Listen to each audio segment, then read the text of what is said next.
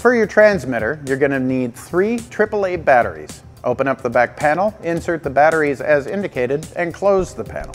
To charge the batteries for your Spider drone, insert the LiPo battery into the USB charging cable. While it is charging, the LED will show red. When the LED turns green, the battery is fully charged and ready to fly. On the transmitter, you'll notice a sensitivity switch. We recommend for beginner flyers to fly in sensitivity 1. That gives you a nice, smooth, stable flight. The more advanced flyers may want to try sensitivity setting number 2. And for the real adventurous pilots, it's time for sensitivity number 3. If you find your Spider drone drifting in flight, you can use our trim buttons to adjust the flight characteristics from the transmitter. If your drone is drifting forward, press the back trim button. If it's drifting to the right, press the left trim button. It may take more than one button press to smooth out the flight characteristics.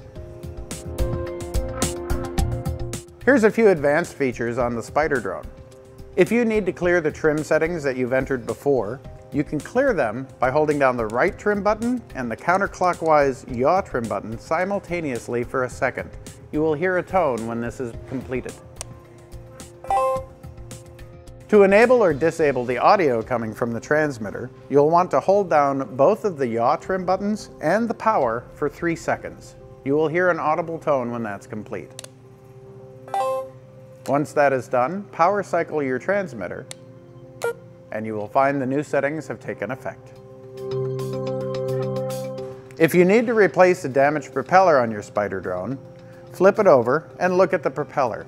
There are A or B markings on the propeller. Make sure to have the replacement propeller ready to go that matches the damaged prop. Take a fork or a similar pry tool, get underneath the propeller closest to the center or the hub of the propeller, and lift firmly and slowly up, removing the propeller. Place the new propeller on the motor, give it a nice firm push. Don't push too hard. Make sure the propeller can still spin freely, and you are ready to fly again. Let's get ready to fly the Spider drone. Take your fully charged battery, insert it into the tray, and connect the battery plug into the back of the drone. Place it on a smooth, level surface.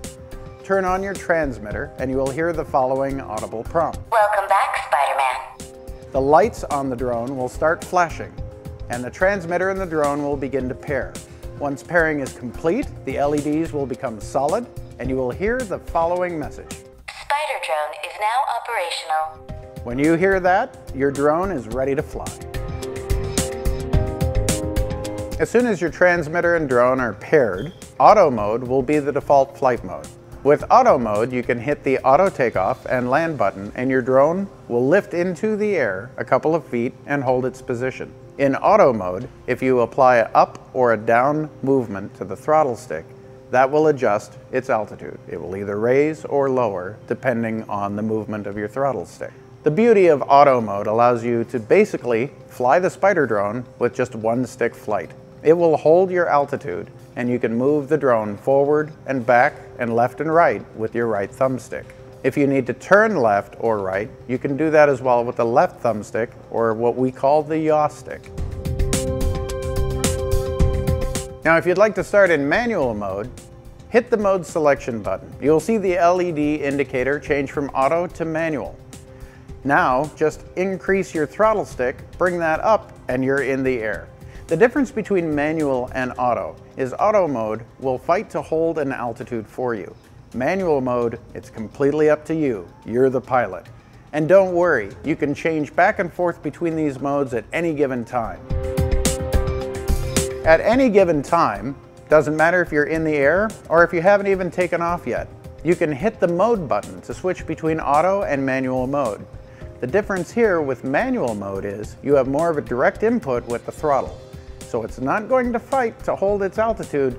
Now that's up to you, the pilot. Whether you're flying in manual or auto mode and it's time to land, hit the auto land button. The drone will slowly descend and land for you. Smyths Toy Superstores. If I were a toy